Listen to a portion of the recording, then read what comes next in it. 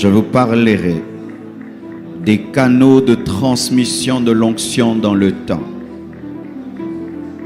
Et plusieurs vies, ici et partout dans le monde, seront impactées par la puissance divine. Ce n'est pas une prédication, c'est une introduction dans la puissance que je fais ce matin. Une introduction dans l'huile, dans la puissance de Dieu. Et qu'est-ce que l'onction? L'onction, c'est la puissance du Saint-Esprit. L'onction, c'est la puissance d'une personne. Le Saint-Esprit, c'est la puissance de Dieu. L'onction, c'est une puissance surnaturelle pour une œuvre surnaturelle. On ne peut servir Dieu avec sa force. On ne peut servir Dieu qu'avec son intelligence et ses capacités. L'œuvre de Dieu exige plus que ta force, ton intelligence, tes capacités. L'œuvre de Dieu surnaturelle exige une puissance surnaturelle. Tous ceux qui servent Dieu sans l'onction se fatigueront, seront exténués, car on ne peut servir le Dieu tout-puissant avec sa puissance.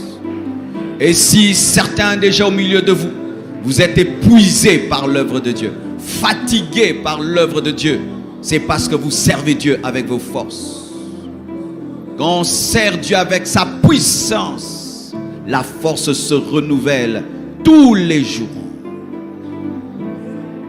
Et tu ne peux continuer ainsi à forcer les choses.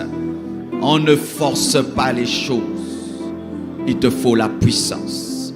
C'est pourquoi Jésus a dit à ses disciples: restez à Jérusalem jusqu'à ce que vous recevrez la promesse. Ils avaient la connaissance. Ils avaient entendu des enseignements. Mais Jésus était conscient que les disciples étaient incapables. La preuve même, c'est le reniement de Pierre. Il avait la volonté de servir Jésus, mais il n'avait pas la puissance de le servir. Tu peux avoir la volonté de servir Dieu, mais tu n'as pas la puissance de le servir. Tu peux avoir des bons désirs, mais tu n'as pas la capacité spirituelle. C'est pourquoi tu dois rechercher l'onction. Et quand je parle de servir Dieu, ce n'est pas seulement en tant que pasteur. Dans tous les domaines de ta vie où Dieu t'a établi pour être son témoin, tu as besoin de l'onction.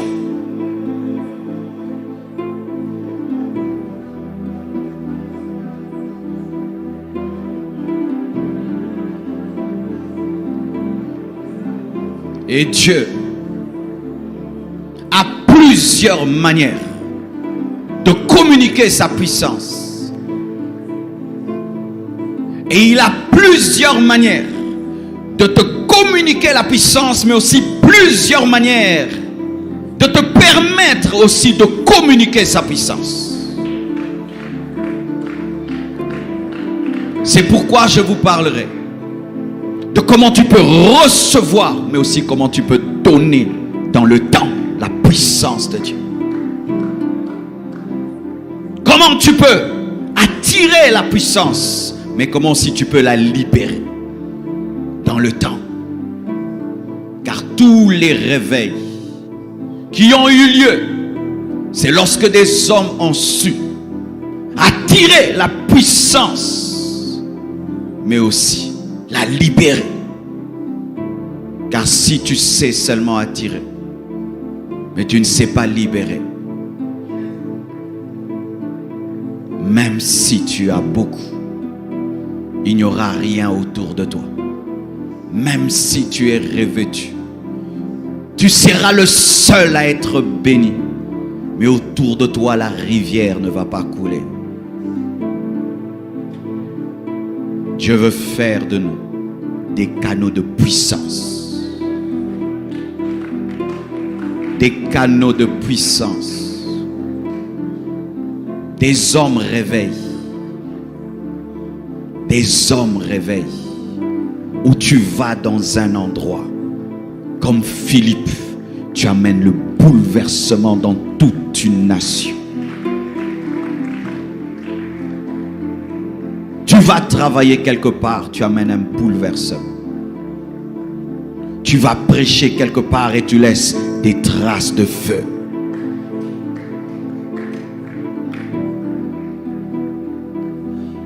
Au-delà de ta personne, tu amènes la puissance de Dieu.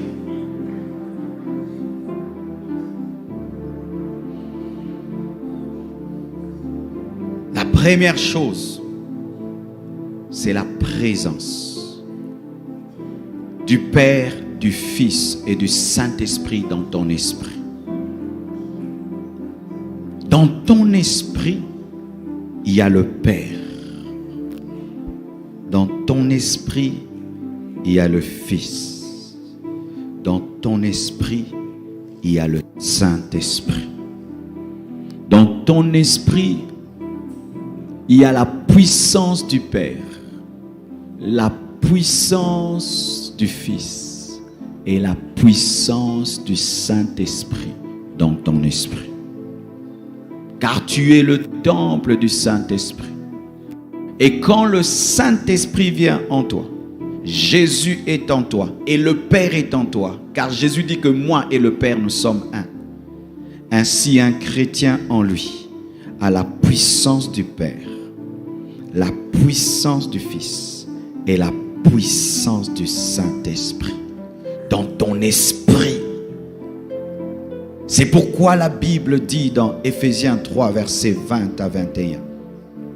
Or, à celui qui peut faire, par la puissance qui agit en nous, par la puissance qui agit en nous, c'est-à-dire que la puissance de Dieu ne commence pas à l'extérieur vers l'intérieur, mais elle commence de l'intérieur vers l'extérieur.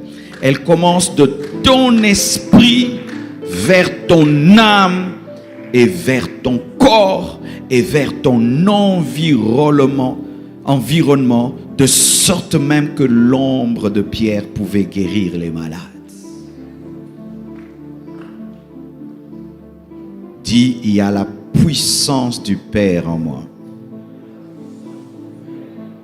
Il y a la puissance du Fils en moi.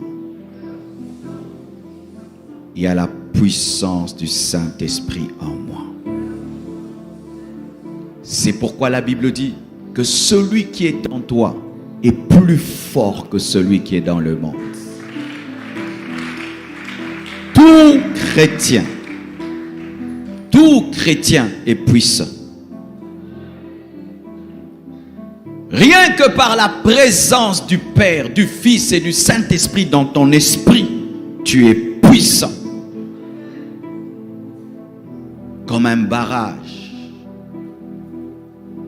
qui reçoit l'énergie du fleuve. Et le barrage est puissant.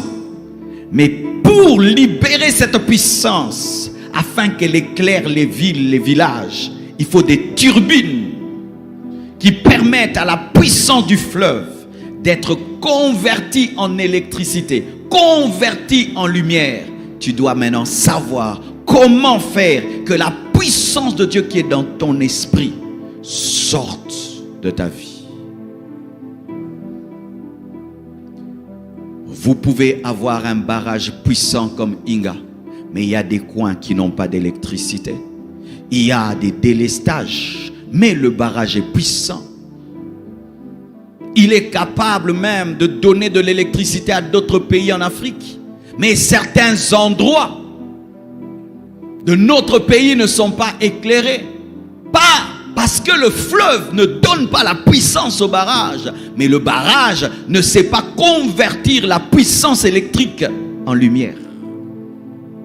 Et Dieu, le Père, le Fils et le Saint-Esprit habitent ton esprit.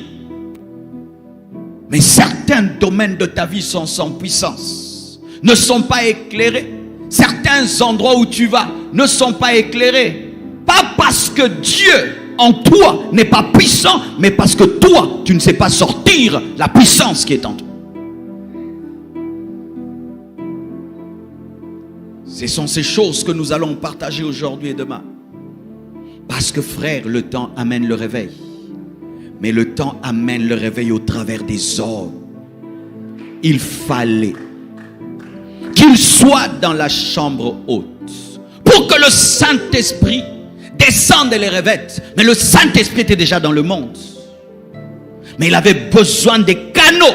Comme l'eau a besoin du barrage pour qu'il y ait l'électricité, le Saint-Esprit avait besoin que des hommes se mettent à part dans une chambre et qu'ils reçoivent son feu. Et c'est alors que Pierre parle. Ce n'est pas l'Esprit qui a parlé. L'Esprit a parlé en Pierre et il y a l'électricité. Jusqu'ici, le feu de la Pentecôte est arrivé parce qu'il y avait un homme, un fil conducteur, Pierre.